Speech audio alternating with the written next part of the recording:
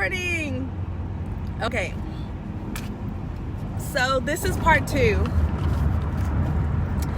because yesterday I was stalling.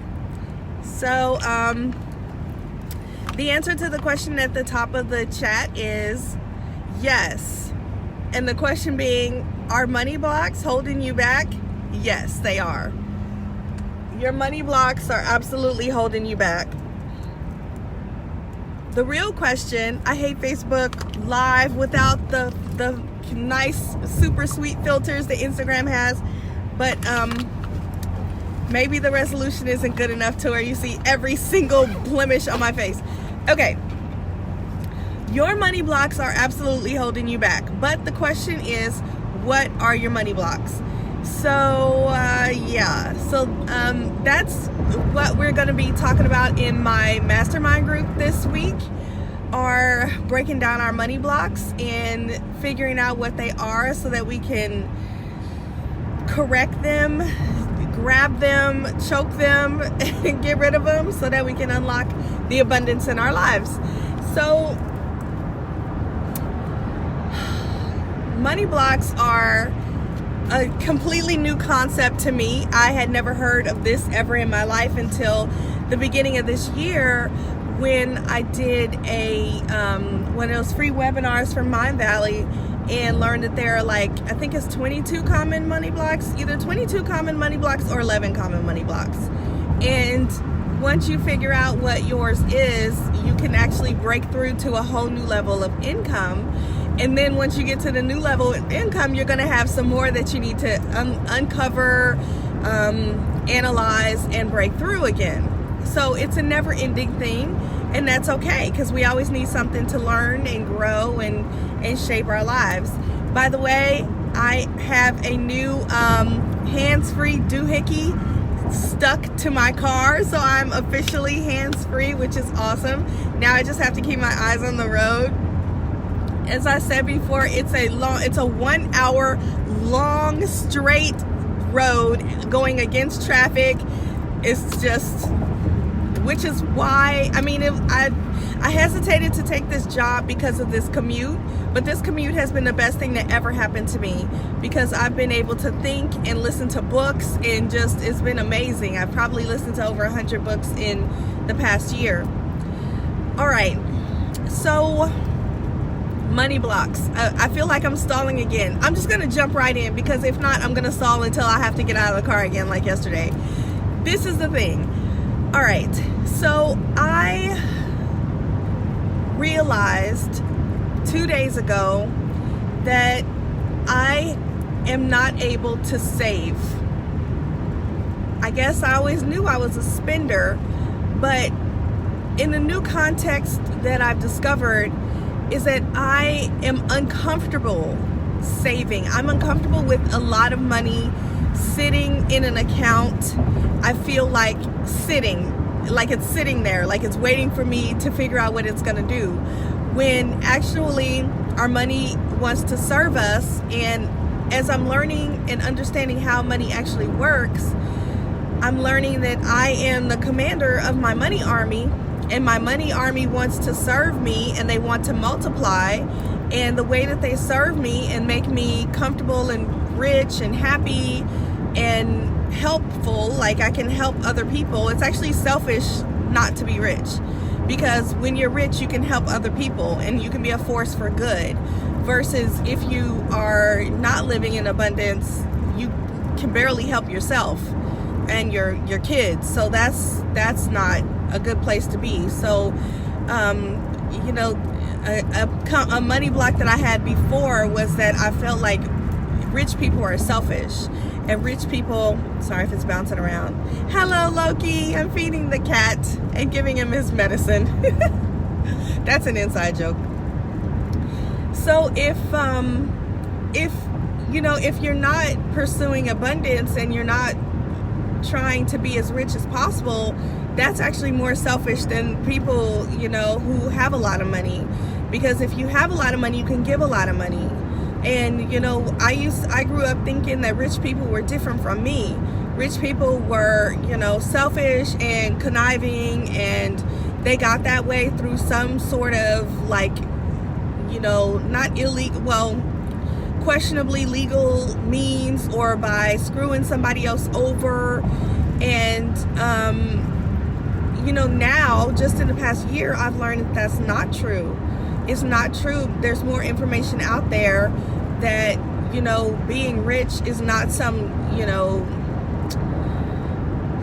evil thing. Like, if you're an evil person and you're rich, then your money is used for evil means. But if you are a nice person, a giving person, and you're rich, you can do a lot more good in the world than if you're just like thriving, on your poverty being the most virtuous thing that you have.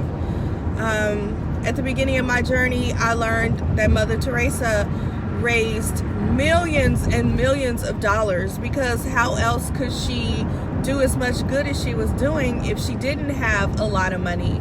She didn't sit on it. She didn't buy herself fancy new blue and white head scarves. She didn't show out her wealth as though, she was being, using it only for herself.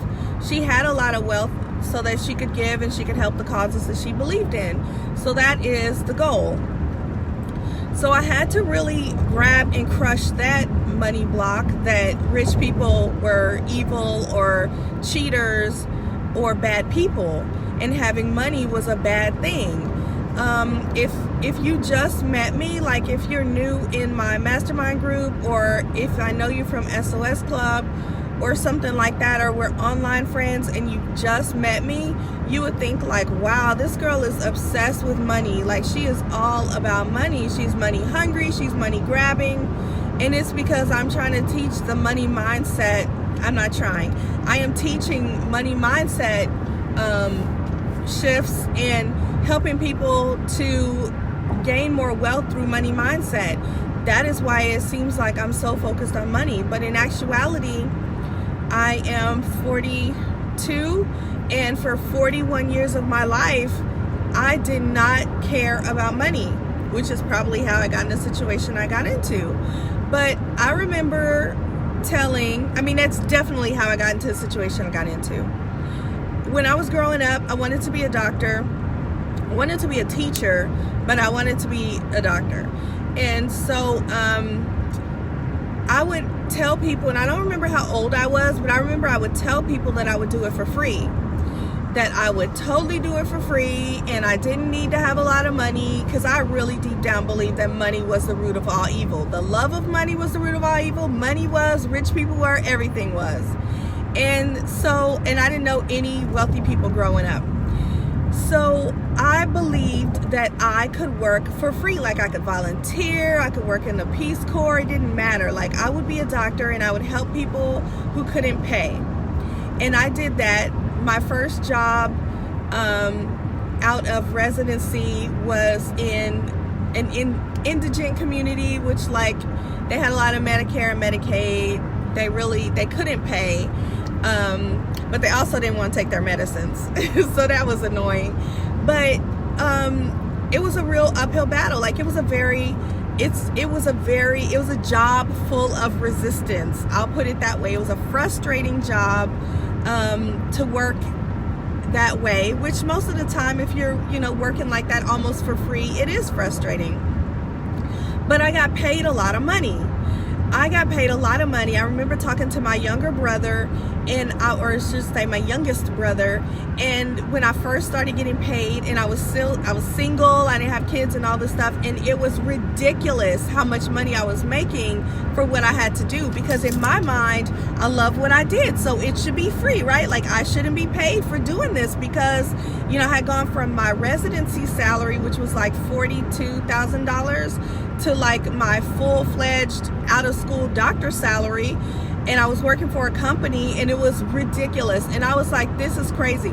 And I actually offered, y'all, this is crazy, I actually offered to give my youngest brother a monthly amount just to like help him in life. Like, he wasn't even doing anything in exchange for me, and I offered to like just give him some money every month. He's 6 years younger than me. And I was like, I'll just give you some money because I'm making way too much money. Like, how much do you want? I'll just write you a check every month. Right? Like, that's how money averse I was. And so many things to say about that topic, because now, like, we're not on speaking terms. And it's because I pretty much last fall was like a total B to my entire family. And I was going through a lot, and I was just really like on the verge of like, I was in a really bad place, like around, like between Halloween and Christmas and New Year's. I was in such a really bad place. I pretty much repelled everyone in my family because I had so much resentment that built up inside of me, and I felt like I was so angry. I was so angry at everybody. And I just took it all out on them. So now, like, we don't even speak. It's been like almost a year. We don't even speak. And as I look back on it, like now, because I'm trying to grab these money blocks in my life and try to figure out what they are, I realized that I created that monster. Like, that monster, I can't even complain. If my brother comes to my house and takes things out of my house and just like, when I'm not home, and just like walks out with things from my house as though like he's entitled to do that, and that's totally fine, how can I complain? I created that monster. You know, a decade ago, 10 years ago, I told him I would pay him for doing nothing just because I wasn't comfortable having money, right? So like, how could I even be upset and be like, well, how dare you, you know, steal, you know, from me, which, you know, they didn't consider stealing, because you're a family. You can, you know, take what they have if they have extra. So I can't even blame him. I can't blame anyone. And that's why I think I'm all froggy again today. It's nerves, I know. I'm nervous to tell you guys my inner secrets. That's why I think I was so drawn to Michelle Rohr and her message of taking 100% responsibility for your life. I am so sure that's why that message resonated with me. I came across the Ultimate Life Binder, I think it was August, and I got the Ultimate Life Binder, and I was like, oh my gosh, this is why. And I was a frazzled mess, because that was right in the midst of my midlife crisis, when I was like hysterical with everyone. And I say hysterical, which is a loaded word, but what was happening was my midlife crisis, like the crap hit the fan in February. I started tracking every single dime in my account, everything that came in and went out every single day. I would track it and track it and track it. And I started finding where people were cheating me. So I would call them up, and, you know, of course, professionally at first. But in June and July is when the crap really hit the fan with our financial planners, who would not release our money back to us. We were trying to close these accounts that these guys were profiting from, that were like scam accounts. I'm saying that according to Dave Ramsey. I learned later that Dave Ramsey believes that these accounts are a scam. And I found that, you know, I did my research, and I was like, because I had let other people manage my money. I had let these managers manage my money for like 11 or 12 years. Ever since I was in residency, these guys came and I met them, and I was like, this is great. Just do it for me. I can't do it. I don't even want to manage it. Well, so many mistakes in my life. But anyway, they didn't want to release the money. They didn't want to tell us how much it was. It was just all this whole big smoke and mirrors. And so I was, in June and July, this time last year, I was hysterical, yelling at these guys, telling them to give me my money. And my husband didn't quite understand yet why I was so much freaking out. So he would just be like, whoa, you know, and I'm like, you don't understand, this is not a good deal. Because the whole time I thought it was a good deal. And he was the one who was like, is this a good deal? And I'd be like, oh yeah, this is a great deal. And then when the light came on, I was like, we got to get out now. Okay, so that was actually the accounts that ended up, when they finally released it to us in March, that's the ones we ended up getting like $100 and something thousand, and we paid off all our debt.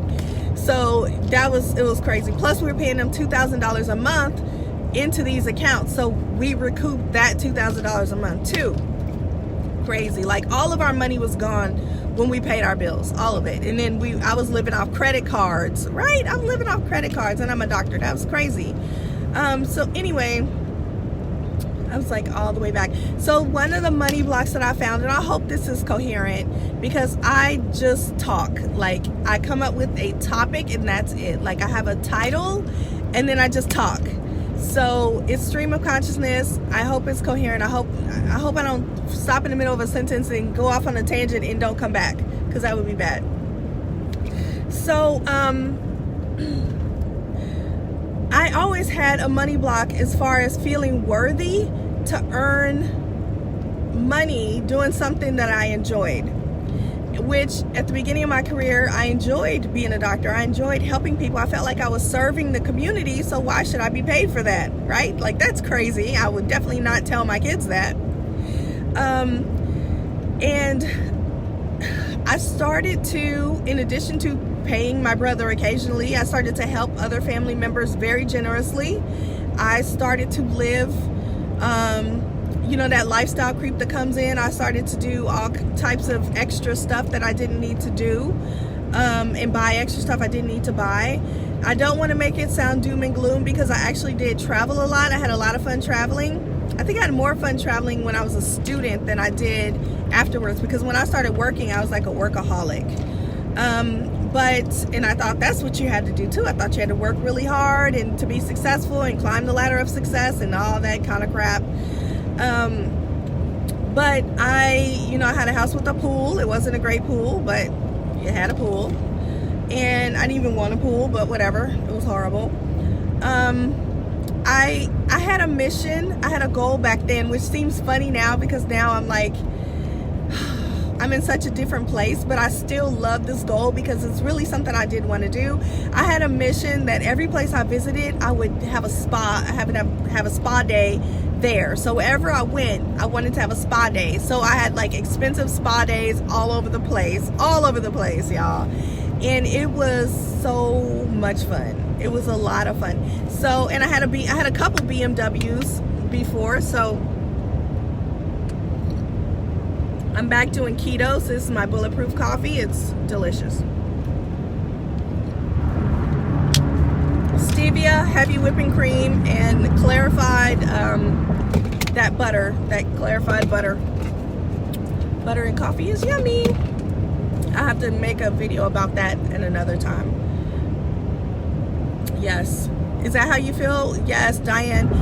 Not feeling deserving of getting paid for what I love. It's true. That's a real money block. Like, for real. Grab that, snatch it, put it in a headlock, and fix it, because that is a real money block. You feel like, even now, like, I'm making these printables while I'm making a budget diary, and I have some other ones on the side that I'm not selling, that I make for myself, and I love them. I love making them. The whole process of making it makes me so happy. And then when I open my binder and I'm using them, I'm so happy. It's like bliss. And I'm like, there is no way that anybody's going to pay me to do this. Like, I can't replace my current salary doing this because it's too much fun. So I'm working on that, and I'm using affirmations, and I'll tell you how to work on money blocks too. I'm so froggy. Okay, I'm going to get to the main point here. All right, so my money block of saving.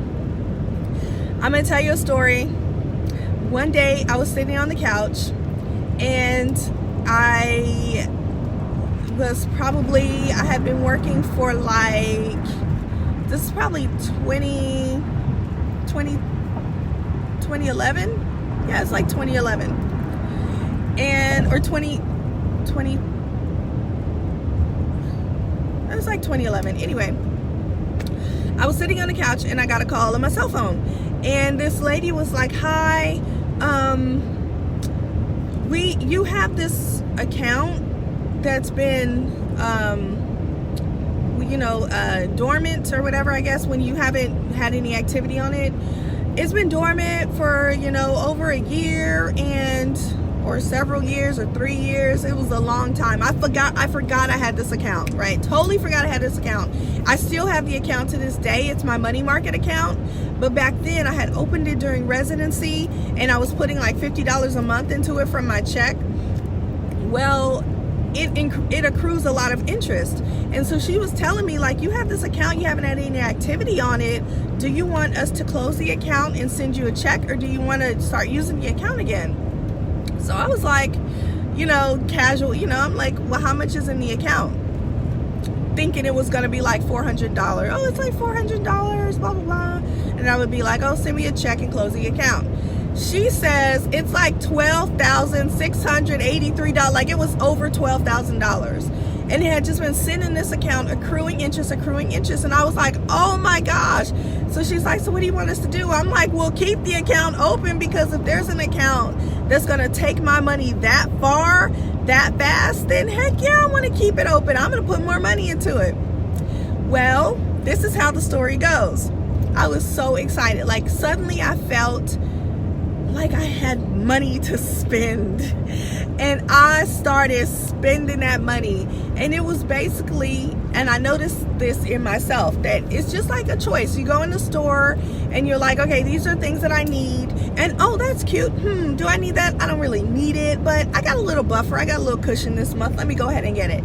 And I did that, but I did it too much. Like, I overdid it with the like, oh yeah, I got enough, until that account was demolished. That is what being a shopping addict will do. I could not let that money sit there and grow. I spent all that money, probably in the course of like 3 months. I spent all that money. Mind you, before I knew that money existed, I didn't need it. I totally did not need it. It wasn't like she said, oh, you have this money, and I was like, oh, thank God, because I was about to lose my house. Or, oh, thank God, because my credit cards are piling up. Nothing like that.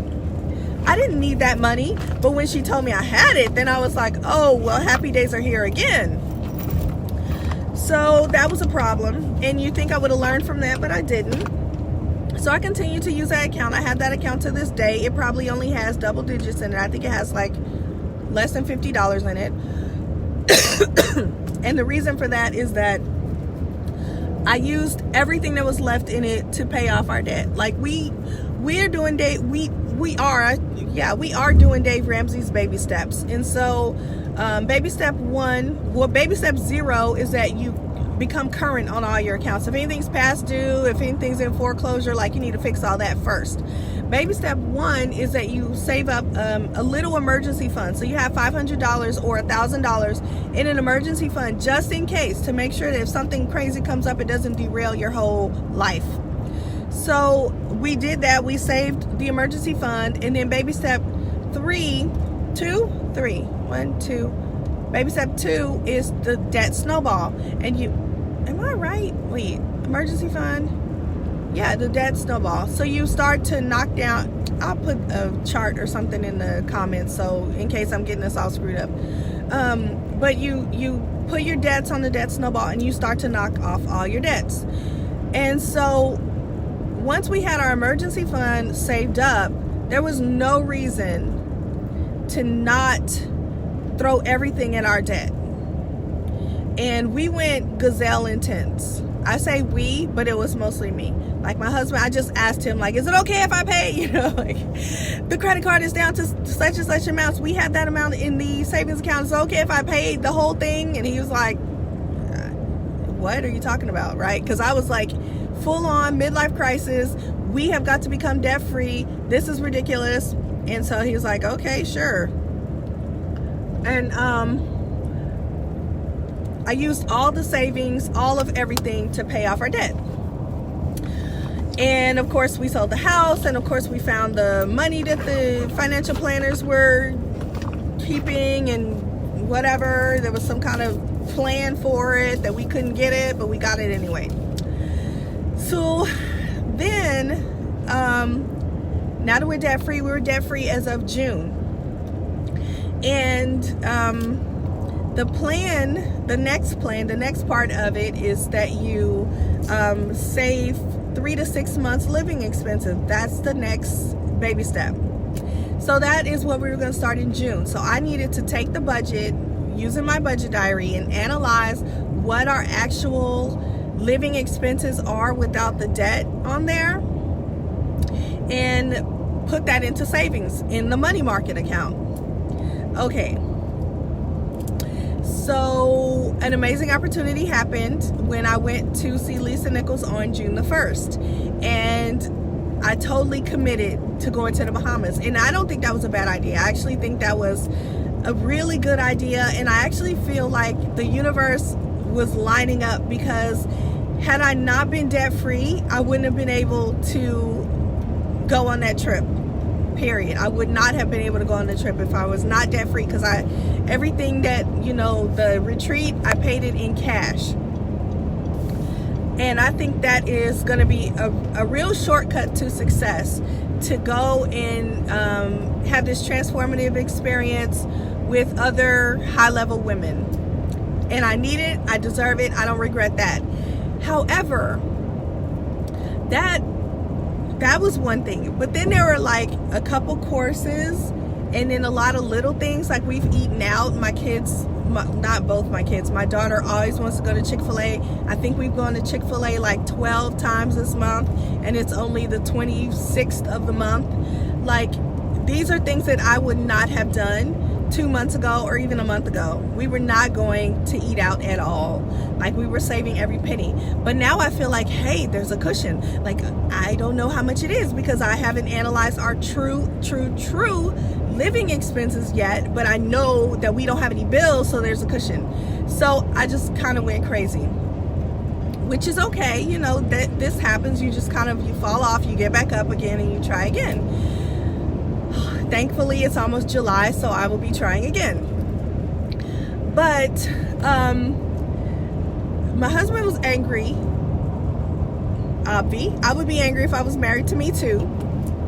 And it took me back into having a step one experience with contrast. And that's I talked about that at the beginning of last week, I think. And I talked about at the beginning of this week, of just feeling that contrast, which I'm in step 5 usually, meaning that I'm usually in the receiving mode. I'm usually asking God for what I want and getting it immediately. Big things, small things. Like, I'm usually really living in that future version of myself and feeling like things manifest through my life really, really fast. And when I pop back into contrast and feel down about something or bad about something, I'm okay with it. I know that it's helping me sharpen what I want. Like, if I pop back into contrast and something and I'm having a bad experience like I have been recently, I don't feel bad about it. I feel like, okay, this is teaching me something. This is awesome. This is teaching me something. What is it teaching me? And I try to extract the lesson from it. Well, this particular situation, my husband doesn't want to be public. He doesn't want to be on YouTube. He doesn't want to be anywhere on social media. So he doesn't even want me to discuss him at all, talk about him, post his picture, nothing like that. So I'm trying to honor that. However, this is my real life, so I can't talk about what's happening without talking about real life. I can give him a code name. Excuse me, I'm sorry, I do have something. I'm fighting it though. So I don't know what his code name would be, but I guess I could say my partner or something. Anyway, I'll figure that out later. The phone is jiggling. But he was upset with me, and it was like this whole big thing. And I wasn't upset, and that probably made him more upset that I wasn't upset, because he's like, you don't even care that I'm mad. And it's not that I don't care that you're mad, it's that I'm trying to extract the lesson. I'm really excited that we're having this experience, because this is going to make me stronger. And lo and behold, it did. Because what happened was, I realized what I was doing. I realized that maybe it was even like an upper limit problem, where I couldn't imagine, I imagine being rich, but then when the crap hits the fan, because I imagined being out of debt in 5 years, and I was like, that's enough time to work on the crap in my brain. I have enough time to be the person who deserves to be debt free. And then it happened in 2 months or 3 months.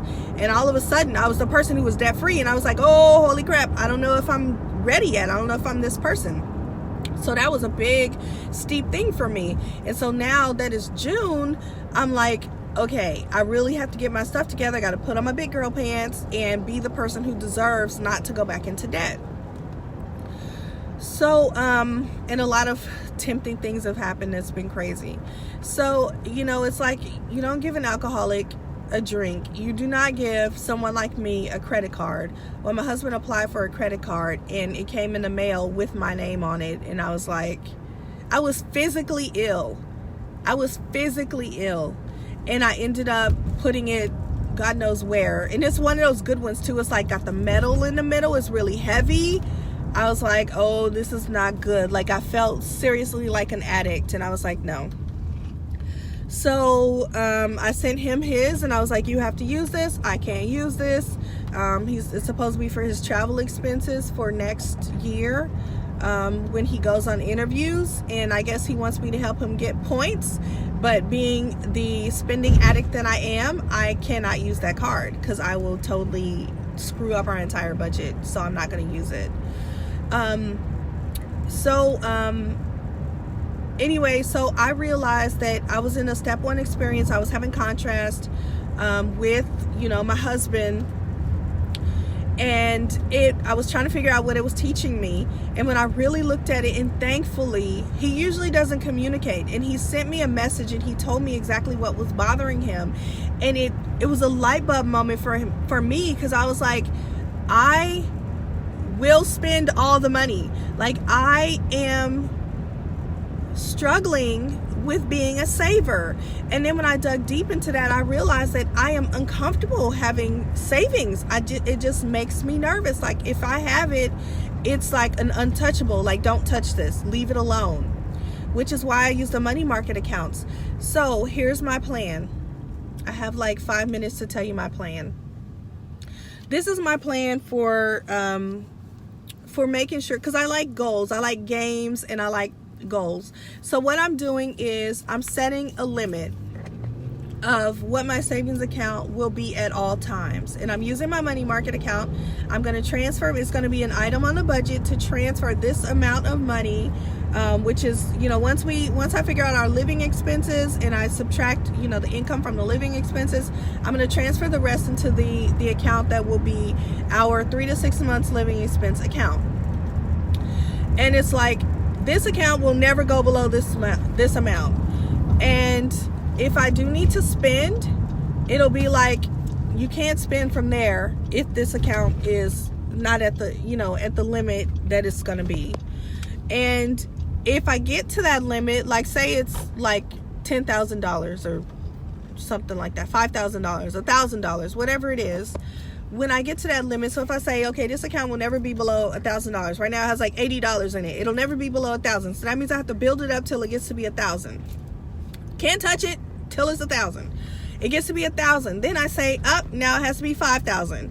So I keep building it up until it gets to be $5,000. I say, nope, can't touch it until it's $10,000. I build it up to $10,000. So I'm going to keep doing that to myself until I'm comfortable seeing those numbers be higher and higher and higher, and get my brain wrapped around those numbers being high without feeling like, oh my gosh, I have to spend this money. So it's kind of almost like it's retraining my brain. And it's almost like a, what do you call it when you have like the allergy testing? And then they come and they scratch you and they give a little, I should know this, right? They give you a little bit of whatever it is that you're allergic to. And then they give you a little more and they give you a little more until finally you're not allergic to it anymore. It takes a long time, a lot of treatments. That is what I'm going to do to myself with my savings account. I'm also going to increase my 401k contribution until I retire from medicine, because that's out of sight, out of mind. So that'll be a way to save that I don't even see it. It's not even in my consciousness, and that will be good for me because I don't need to see it. But I will be tracking it. So once a month I'll track it, but it's not like every time I open my app it's right there ready to go. And plus I don't have access to it. So the 401k contribution is good because you can't get to that money really fast like you can with other accounts. And then I am, oh, can I squeeze? I'm trying to park. I can't park and talk at the same time. It's a weird parking space here. I had some other maneuvers that I had intended to. So that is that. So I am going to go for now, and I'll see what my intuition leads me to talk about on this topic tomorrow. I may have more to say about it. I'll definitely link the Dave Ramsey baby steps chart in the comments, and I hope you have a wonderful day. I hope you uncover some money blocks today, and maybe tomorrow we'll talk about the different kinds of money blocks, and I'll tell my mastermind group to watch it too, not just Diane. Hi, Diane. That way we can all start to work on our money blocks, because once you break through that barrier, it totally boosts you to a whole new level of income. So yeah, we'll see, because I'm blocked in that way, because the universe is not going to trust me with more money if I can't even save it. If I'm like, oh, I'm going to save, and then I'm in my subconscious mind, so my conscious mind is saying I'm going to save, and my subconscious mind is like, girl, you about to spend all of that money. Like, you are about to spend all that money. So it's like a whole, you have to. Anyway, I'm going to work, so I will talk to you later. Thanks for watching.